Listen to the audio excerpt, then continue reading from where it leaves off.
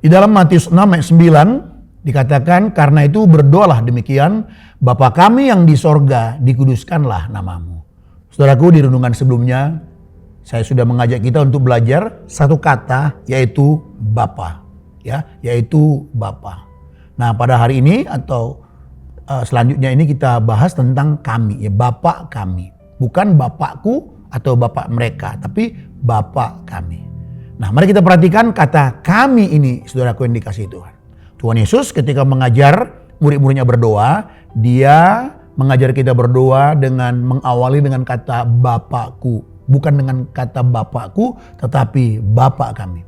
Ini berarti bahwa dua Kristen bukan hanya berbicara tentang hubungan saya dengan Allah, tetapi juga tentang hubungan saya dengan saudara-saudara seiman. Kami, kolektif ini, jamak, saudara.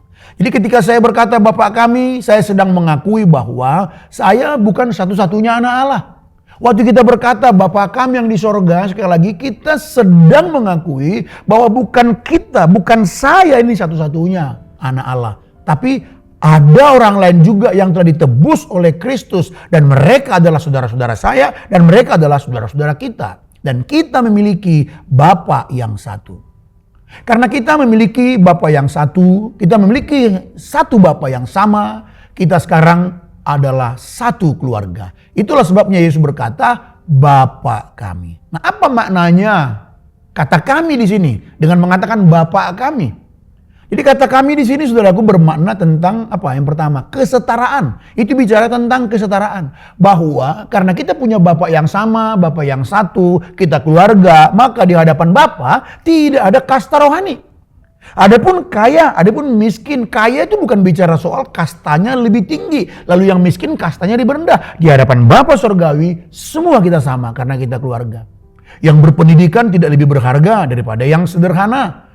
Yang terkenal tidak lebih penting daripada yang kurang terkenal. Kita semua datang kepada Bapa dengan dasar yang sama, yaitu anugerah Kristus. Tidak seorang pun dapat berkata, saya menjadi anak Allah karena saya lebih baik, karena saya lebih rohani. Tidak.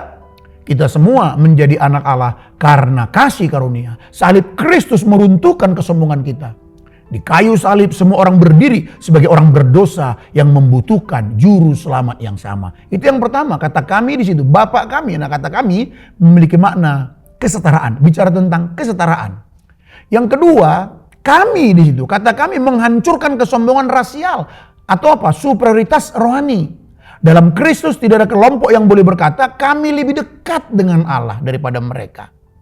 Dalam Galatia 3:28 Rasul Paulus berkata, dalam hal ini tidak ada orang Yahudi atau orang Yunani, tidak ada hamba atau orang merdeka, karena kamu semua adalah satu di dalam Kristus. Jadi Injil tidak menciptakan tembok pemisah. Injil merobohkan tembok-tembok pemisah itu. Karena itu ketika kita berkata Bapa kami, kita sedang mengatakan orang yang berbeda dari saya pun dapat menjadi saudara saya karena Kristus. Apapun sukunya. Apapun warna kulitnya, kita semua saudara di dalam Kristus. Yang ketiga, kata kami di situ berbicara tentang kebersamaan dalam misi. Mari kita memperhatikan, saudaraku, Bapak kami.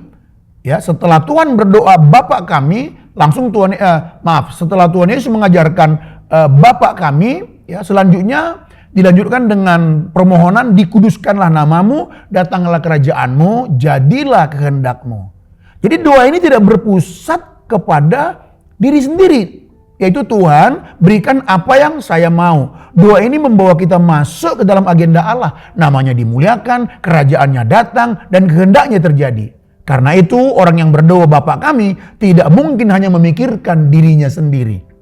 Karena tadi dikatakan ketika murid-murid belajar, setelah berkata Bapa kami yang di sorga, dilanjutkan dengan permohonan apa? Agar nama Allah dipermuliakan, kerajaannya datang, kehendaknya jadi. Itu menunjukkan bahwa orang yang berdoa Bapa kami, dia tidak memikirkan diri sendiri. Ia memikirkan keluarganya, memikirkan gerejanya, memikirkan kotanya, memikirkan bangsanya, bahkan memikirkan mereka yang belum mengenal Kristus. Dengan kata lain bahwa ketika kita berkata Bapak kami, kita memiliki satu misi yang sama. Kebersamaan dalam misi yang sama, apa itu? Memikirkan orang lain, memikirkan agar banyak juga orang-orang di luar sana yang belum mengenal Kristus, mereka masuk dalam komunitas kasih karunia ini sehingga kita bisa bersama-sama berkata, Bapa kami. Itu kata kami di situ. Kemudian yang keempat, kata kami di situ berbicara soal kasih dan kepedulian. Kalau Allah adalah Bapa kita, maka orang percaya saudara kita. Karena itu penderitaan saudara kita pun menjadi sesuatu yang sama sekali harus kita pedulikan bersama-sama. Kita tidak mungkin membiarkan mereka, bukan? Karena kata kami itu bicara soal kepedulian. Di dalam Matius pasal 25, ketika dikatakan di situ ya bahwa ketika kita memberi makan orang yang lapar, memberi minum orang yang haus, mengunjungi orang yang sakit, yang berada dalam penderitaan, dikatakan Tuhan di situ bahwa kita sedang melakukannya bagi dia. Mengapa? Karena keluarga Allah adalah keluarga yang saling mengasihi. Jadi ketika kita berkata Bapa kami, di dalamnya memiliki makna sebagai satu keluarga Allah, kita memiliki kepedulian satu sama lain. Ya, disinilah kita bisa melihat, saudaraku yang dikasihi Tuhan, betapa indahnya Injil Kristus itu. Kita tidak mampu mengasihi seperti itu hanya dengan kekuatan moral kita sendiri.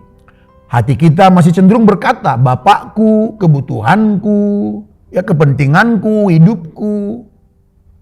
Karena itu kita membutuhkan Kristus. Kita membutuhkan Kristus. Siapa di antara kita yang benar-benar bisa peduli? Ego kita sering sekali di depan. Itulah sebabnya kita membutuhkan Injil. Kita membutuhkan Kristus.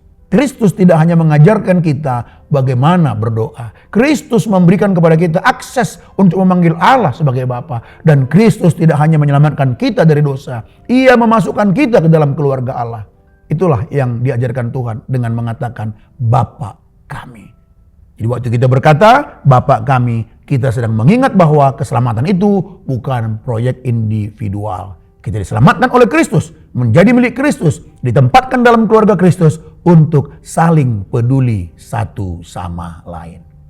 Mungkin hari ini saudara datang dengan hati yang hanya berkata, Bapa tolong saya, Bapa berkati saya, Bapa sembuhkan saya, Bapa berikan yang saya perlukan. Tentu itu tidak salah. Tapi Yesus mengajar kita melangkah lebih jauh. Bapa kami, bukan hanya saya tetapi kami. Bukan hanya kebutuhanku tetapi kebutuhan kami. Bukan hanya keselamatanku tapi keselamatan orang lain. Bukan hanya berkat yang saya terima tetapi berkat yang saya bagikan. Bukan hanya kepentinganku tetapi kerajaan Allah. Dan akhirnya bukan hanya hidup untuk diri sendiri tetapi hidup bersama Kristus bagi kemuliaan Bapa. Ya kiranya Injil mengubah doa kita. Ketika kita berkata Bapa kami, biarlah hati kita diubahkan dari egoisme menjadi kasih, dari kesombongan menjadi kerendahan hati, dari hidup untuk diri sendiri menjadi hidup dalam kebersamaan, dan dari sekedar menerima berkat menjadi saluran berkat. Karena kita memiliki satu Bapa, satu juru selamat, satu roh, satu keluarga. Jadi doa kita bersama-sama adalah, ya Bapa kami adalah anak-anak-Mu, dan karena kami adalah milik-Mu, ajarlah kami hidup sebagai saudara, saling mengasihi, membawa Injil, dan bersama-sama memuliakan nama-Mu. Tuhan Yesus memberkati kita, sama-sama kita mempraktekkannya ya. Tuhan memberkati. Amin.